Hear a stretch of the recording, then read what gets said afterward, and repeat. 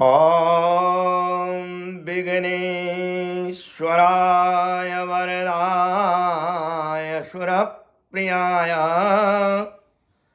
लंबोधराय सकलाय जगद्दिताय नागाननाय श्रुतियज्ञ विभूषिताय गौरी सुताय गणनाथ नमो नमस्ते। बोल गजानन भगवान की जय, उमापति महादेव की जय। आज आप भक्तों के समक्ष गृहस्थ के नित्य कर्म का निरूपण,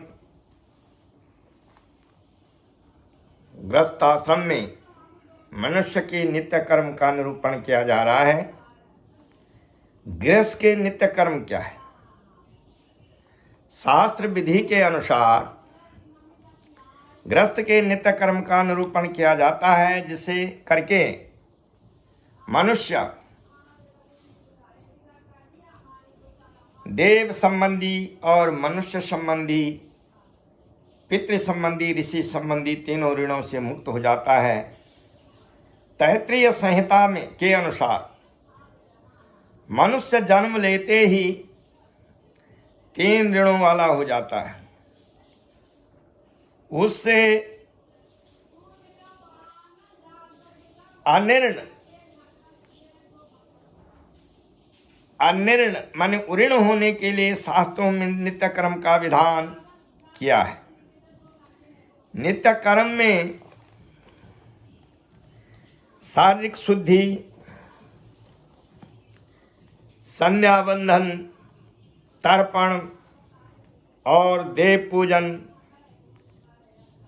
प्रभृति शास्त्र निर्दिष्ट कर्म आते हैं।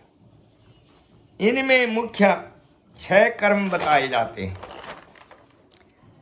संध्या स्नानम जपश्चैव, संध्या स्नानम जपश्चैव देवतानां च पूजनम वैश्वदेवं तथातिथ्यं षट्कर्मणि दिने दिने।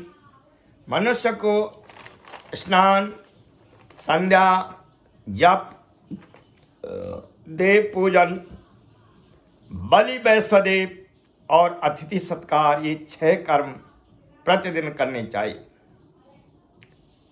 प्रातःकाल जागरण के पश्चात स्नान से पूर्व के कृत्य, प्रातःकाल उठने के बाद स्नान से पहले जो आवश्यक विभिन्न कृत्य है, विभिन्न कर्म है, शास्त्रों ने उनके लिए भी सुनियोजित विधि विधान बताया है। गृहस्थ को अपने नित्य कर्म के अंतर्गत स्नान से पूर्व के कृत्य भी शास्त्रीय निर्दिष्ट पद्धति से करने चाहिए।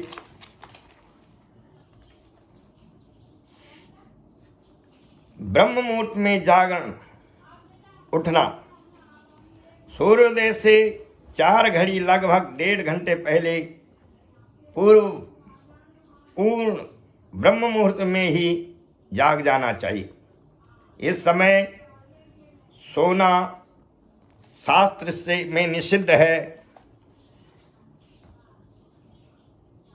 सबसे प्रथम जागने पर करावलोकन, आंखों के खुलते ही दोनों हाथों की हथेलियों को देखते हुए उनका अवलोकन करना चाहिए।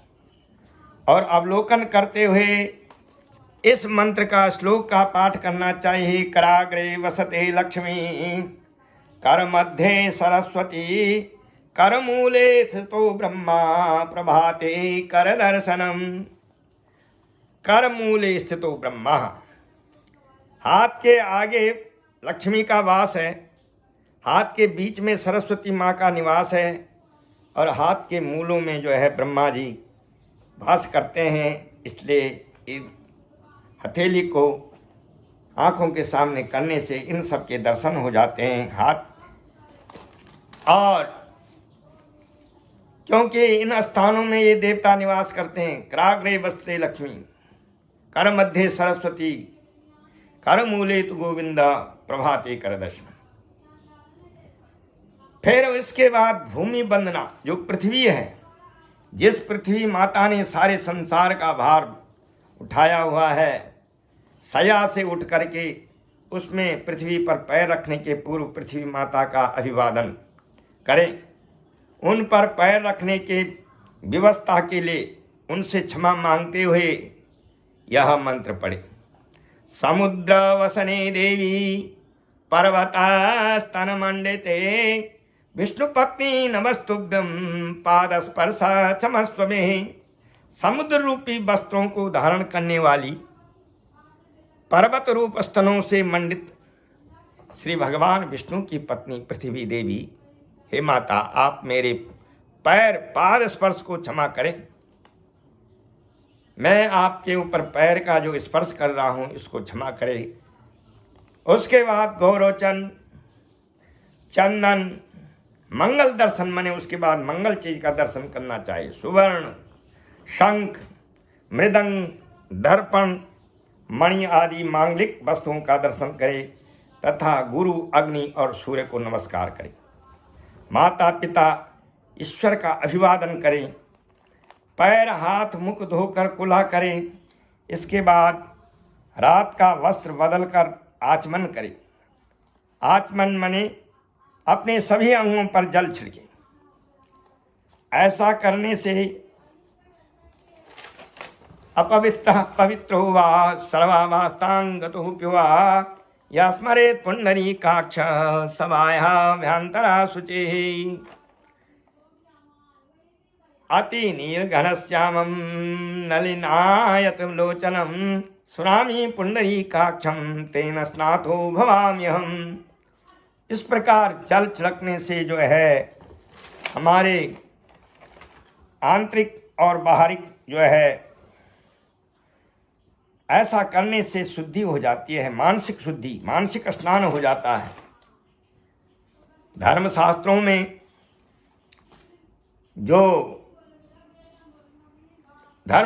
में ये विचार दिए गए हैं। धर्मशास्त्र के अनुसार चलने से सुख दुखों का अनुभव नहीं होता है, दुख तुरंत निकल जाते हैं। हमारे शास्त्रों में जो निर्णय दिया गया है, जो विधान दिया गया है जीने के लिए, उसके अनुसार जीने से प्राणी जो है आनंदमय जीवन व्यतीत करता है। तो ये प्रातःकाल जो है ये कर्म करनी चाहिए ब्रह्म मुहूर्त में। ब्रह्म मुहूर्ते तो या निंदा सा निंदा पुण्य क्षयदायिनी। प्रातःकाल सूर्य उदय के बाद जो शयन करते हैं, वो जो नींद है वो हमारे जो पुण्यों को नष्ट करने वाली नींद है।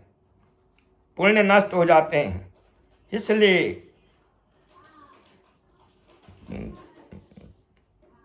भगवान के शुभ कर्म करने के लिए, कर्म और उपासना का जो है पूर्ण करने के लिए, भगवान की आराधना करने के लिए शुभ कर्म करने चाहिए।